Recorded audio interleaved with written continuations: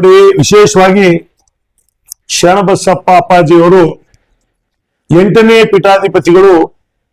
ಇವತ್ತು ವಿಶೇಷವಾಗಿ ಬರೀ ಕಲ್ಯಾಣ ಕರ್ನಾಟಕ ಅಲ್ಲ, ಇಡೀ ರಾಜ್ಯದಲ್ಲಿ ಈ ಒಂದು ಶಿಕ್ಷಣ ಕ್ರಾಂತಿ ಮಾಡಿರ್ತಕ್ಕಂಥ ಕೀರ್ತಿ ಶರಣಬಸಪ್ಪ ಅಪ್ಪಾಜಿಯವರಿಗಿದೆ.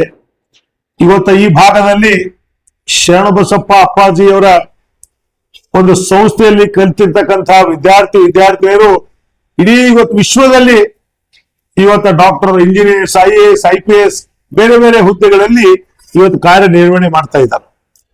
ಇವತ್ತ ಶರಣಬಸಪ್ಪ ಅಪ್ಪಾಜಿಯವರು ಅಗಲಿಕೆಯಿಂದ ಇಡೀ ರಾಜ್ಯಕ್ಕೆ, ರಾಷ್ಟ್ರಕ್ಕೆ ಬಹಳ ದೊಡ್ಡ ಆಘಾತ ಆಗಿದೆ. ಇವತ್ತು ನಾವು ಬಹಳ ದೊಡ್ಡ ಅಪ್ಪಾಜಿಯವರನ್ನು ನಾವು ಕಳೆದುಕೊಂಡಿದ್ದೀವಿ. ಇವತ್ತ ಅಪ್ಪಾಜಿಯವರು ಮಾಡಿರ್ತಕ್ಕಂಥ ಕಾರ್ಯ ಇವತ್ತು ನಾವು ಯಾವಾಗಲೂ ಕೂಡ ಇಡೀ ರಾಜ್ಯದ ಜನ, ದೇಶದ ಜನ ನೆನೆಸ್ತಕ್ಕಂಥದ್ದಿದೆ. ಇವತ್ತು ಅಪ್ಪಾಜಿಯವರು, ನಾನು ಮೊನ್ನೆ ಕೂಡ ಆಸ್ಪತ್ರೆಯಲ್ಲಿ ಇದ್ದಾಗ ನಾನು ಅಪ್ಪಾಜಿಯವರ ದರ್ಶನ ಪಡೆದುಕೊಳ್ಬೇಕು ಅಂತ ನಾನು ಆಸ್ಪತ್ರೆಗೆ ಹೋಗಿದಾಗ ಬಹಳ ಅಪ್ಪಾಜಿಯವರು ಚೆನ್ನಾಗಿದ್ರು. ಆದ್ರೂ ಕೂಡ ನಿನ್ನೆ ಸಾಯಂಕಾಲ ಅವರ ಅಗಲಿಕೆ ಕೇಳಿ ಬಹಳಷ್ಟು ಮನಸ್ಸಿಗೆ ನೋವಾಯಿತು.